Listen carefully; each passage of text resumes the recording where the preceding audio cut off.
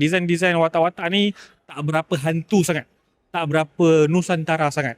Dia ada terlebih sedikit ke arah western.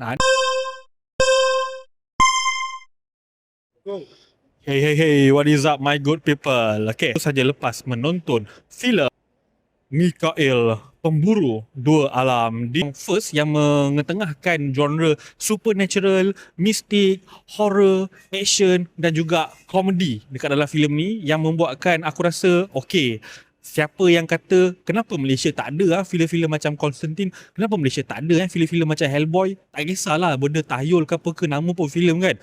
Yes guys, inilah jawapannya. Untuk filem ni, of course, the MVP dekat dalam filem ni, duo Tok and Winston. Yang second aku suka adalah direction daripada Zahid Omar. Omar ni is the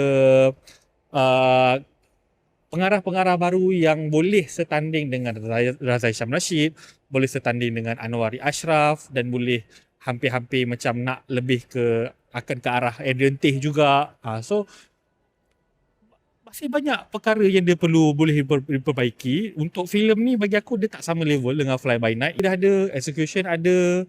So bagi aku Zahid Omar dah melakukan yang terbaik lah untuk filem ini. Cuma aku kurang berkenan sikit dengan design diorang. Sebab